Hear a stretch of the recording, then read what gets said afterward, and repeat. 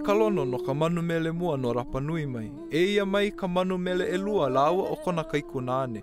No na iwi o Ngatiawa, Tūhoi, Te Arawa a me ko lāua iwi hanai o te whānau wapanui no whakatāne Aotearoa no Hōʻike. Tēnā koutou katoa, ko Maisey Rika tōku ingoa.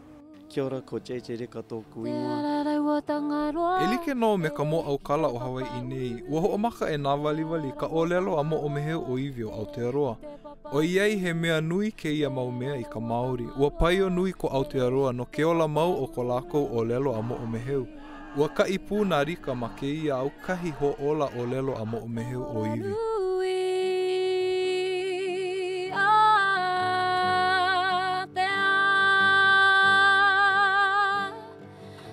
When me and JJ were born, we were born in the 80s, and we're very fortunate because our ancestors, our kēia, our kauwela, our kaumātua, our elders, they had the foresight to set up kohanga reo for us, which are total immersion sort of preschool schools, because our language was dying out.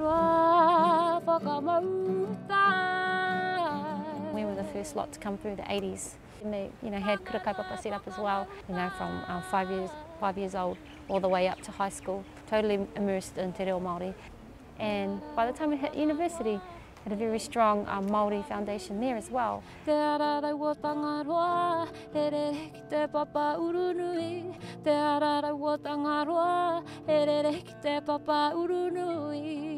O iei ua hānei ia ka ohana rika he Māori, ua paa ke kahua o lāua he kahua Māori.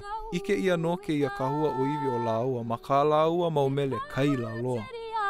The songs that we've written over in the past have been a bit of fusion of both English and Māori, so yeah, bit of this, a bit of that, but the heart always still Māori, yeah.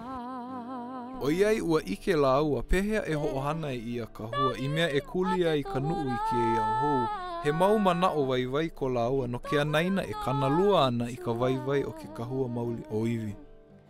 Learn about where you come from, take pride in where you come from, so that you know where your place is in this world.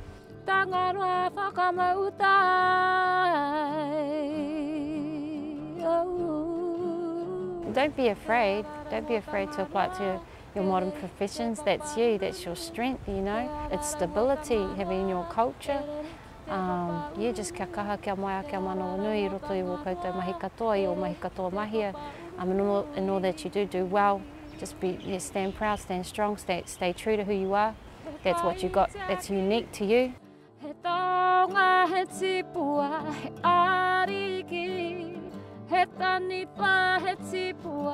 Ano laila e nā hoa ʻōiwi TV. O ka ʻōlelo a me ka mo o meheu ʻōiwi, nā koʻo e kākou mai ai a kākou I kēia o e holo nei.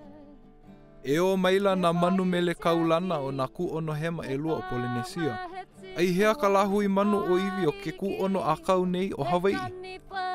O vai nā hau moana a mena rika o ke lā oihana kēia oihana o Hawaiʻi pae aina. E ala mai a ike ia ko nani. E alu mai alohe ia ko leo. E o mai e nā ʻōiwi. I nā ua hoihoi I kā Maisey lāua o JJ mau mele. Me ahaere oki I runga I te ipurangi. Dab.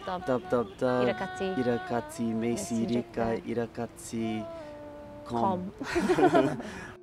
O wau o nā hulu mai oho no ʻōiwi TV. Aloha. Te ararai o tangaroa, e re ki te papa urunui.